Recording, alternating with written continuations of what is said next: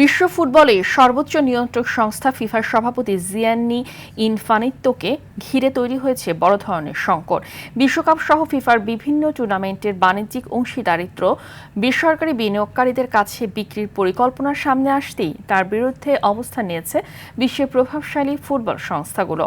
UEFA, AFC, CONCACAF সহ একের পর এক সংগঠনের বিরোধিতায় নিজের বর্তমান মেয়াদ পূর্ণ করার শঙ্কায় এখন ফিফার সভাপতি জিয়ান্নি ইনফান্তিনো।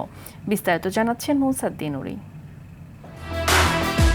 টানা চতুর্থ মেয়াদে ফিফার সভাপতির আসনে বসা ছিল প্রায় নিশ্চিত, কিন্তু বিতর্কিত এক সিদ্ধান্তে এখন নিজের চেয়ার টিকিয়ে রাখার শঙ্কায় ফিফার সভাপতি জিয়ান্নি ইনফান্তিনো। বিশ্বকাপ সহ ফিফার বিভিন্ন টুর্নামেন্টের বাণিজ্যিক স্বত্বের 20% বেসরকারি বিনিয়োগকারীদের কাছে বিক্রির প্রস্তাব দিয়েই তীব্র সমালোচনার তীরে বিদ্ধ হন ইনফান্তিনো। AKS অর্জন করল গিনেস ওয়ার্ল্ড রেকর্ডস।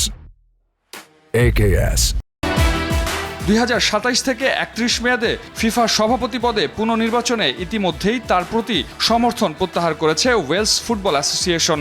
ইউরোপীয় ফুটবলের নিয়ন্ত্রক সংস্থা উয়েফা স্পষ্ট জানিয়েছে বর্তমান সভাপতির উপর তাদের আর আস্থা নেই। একই সুর এশিয়ান ফুটবল কনফেডারেশন এএফসি এবং উত্তর ও মধ্য আমেরিকার সংস্থা কনকাকাফেরও।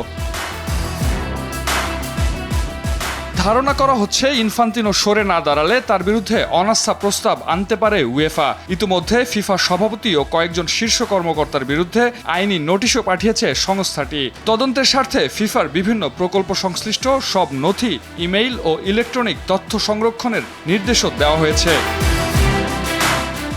গত সপ্তাহে বিতর্কিত পরিকল্পনায় বিশ্বকাপ সহ ফিফার বাণিজ্যিক স্বত্বের 20% বিক্রি করে প্রায় $4.2 বিলিয়ন তহবিল সংগ্রহের লক্ষ্য নির্ধারণ করে ফিফা।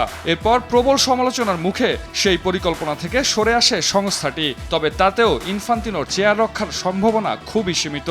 অলৌকিক কিছু না ঘটলে তার 10 বছরের শাসনের অবসান এখন সময়ের ব্যাপার মাত্র। মুনসাদ্দিন নুরী, RTV।